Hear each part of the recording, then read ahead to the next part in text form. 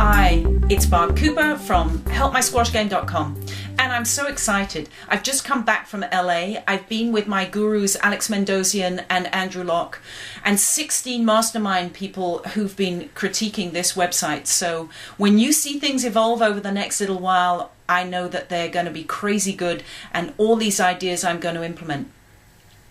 Actually, this journey has been with Alex and Andrew for 2 years now, and they have taken me from the Ultimate Internet Bootcamp, where honest to God I could only copy and paste, to what I'm doing now. And I'm just building a membership site too, so it's going to be spectacular. That membership site's going to be playbettersquash.com.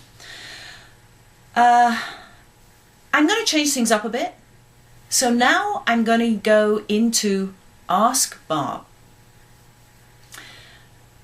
John McPhee, one of our viewers, asked me a huge question, and what I want to do with it is actually take it as part of the show.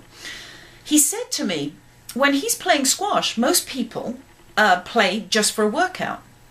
But when he's playing a match that he's really concerned about, that he wants to win, he's trying to play now as though he never runs around at all and gets no workout.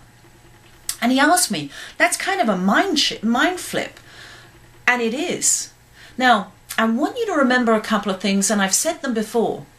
Practice makes permanent. I'm going to say that again. Practice makes permanent. So you've got to be conscious about what you're doing. So when you're practicing and you're playing your friendly matches, be conscious that you are actually going out there for a run. You're deliberately extending the rallies and you're having a nice time. You're going to the back of the court, boasting the ball, and the other guy's having a great time with you.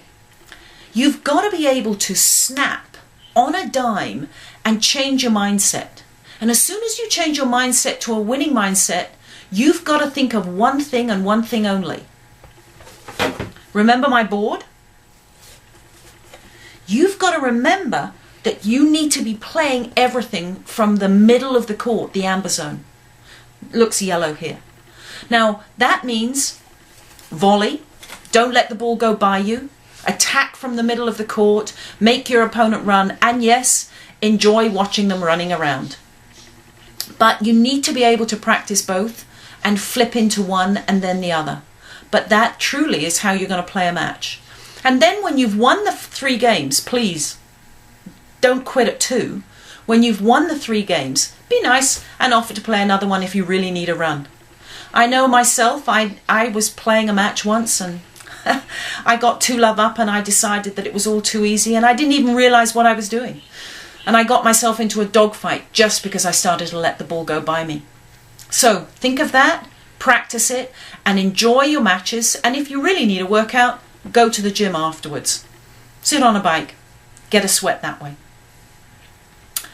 Now, on that note, I want you to think about perfecting your stroke. And I'm going to give you a little drill that is really useful. And all I'm asking you to do is to hit 10 balls consecutively in the box, both on your forehand and your backhand. And then, as you get better, don't hit more, hit them harder. And what you're trying to do is make the rhythm of your stroke and the rhythm of your stroke easier and easier and easier. So here we are. Notice the racket work, how quickly the racket recovers back to be ready for the next shot, and how much I'm using my body to strike the ball. So here you can see my shoulders moving and how much body weight I have on my front leg as I'm trying to drive the ball into the box.